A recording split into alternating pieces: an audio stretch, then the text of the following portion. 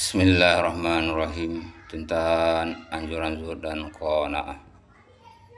Dan ingatlah hari yang pada hari itu musuh-musuh Allah Subhanahu wa taala digiring ke dalam neraka.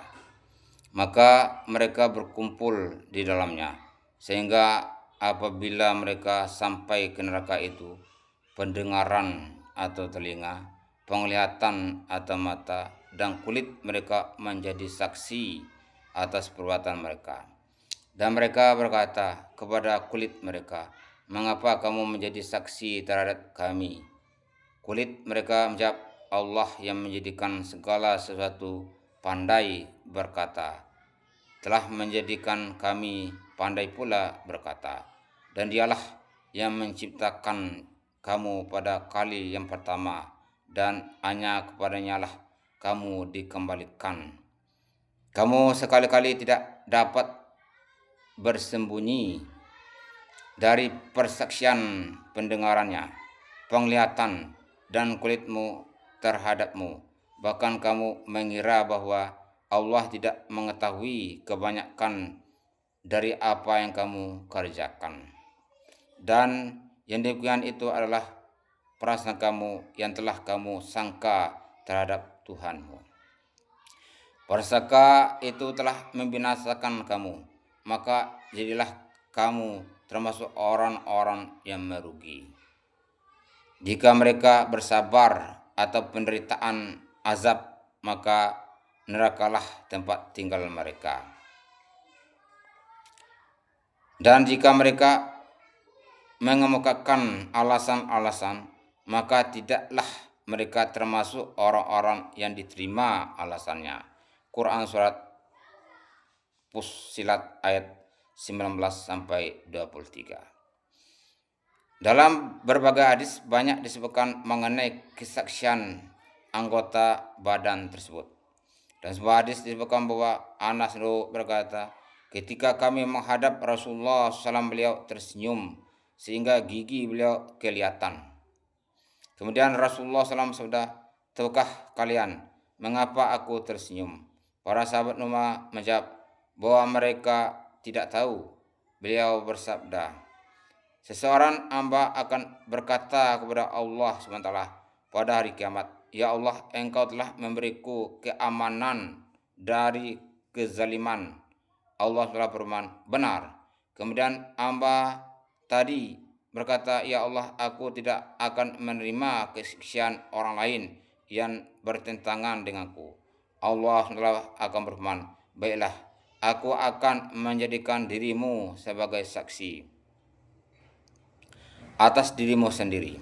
Lalu mulut orang itu akan dikunci dan anggota badannya akan ditanya. Dan setelah semua anggota badan menyebutkan semua apa yang telah dilakukannya, kami atau mulut akan dilepas dan kunci mulut akan dilepas. Maka orang itu akan berkata kepada anggota badannya, "Celakalah kamu.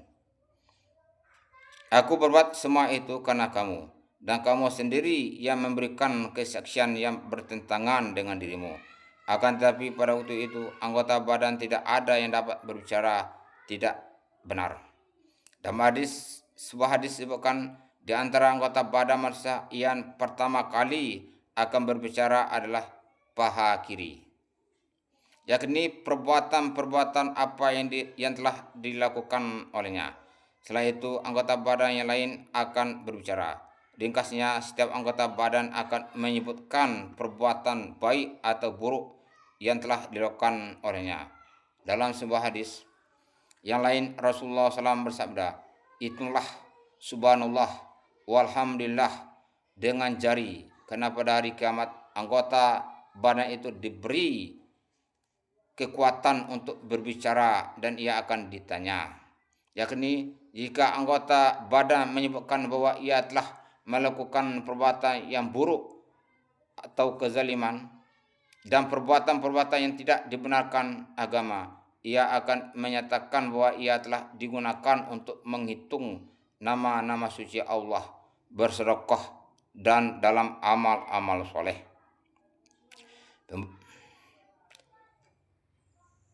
Usia muda merupakan satu cabang dari kegilaan, dan wanita adalah perangkap syaitan.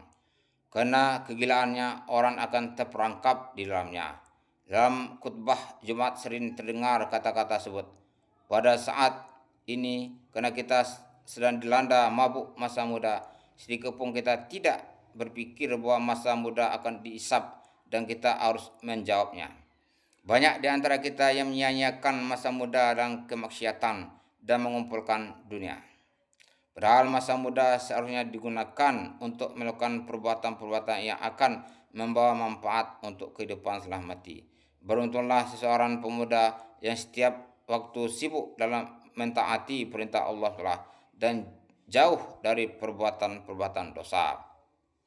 Pertanyaan ketiga yang disebutkan di dalam hadis di atas yang tanpa menjawabnya kita tidak bisa beranjak di tempat hisab adalah pertanyaan mengenai harta. Yakni harta tersebut diperoleh dengan jalan yang halal atau tidak.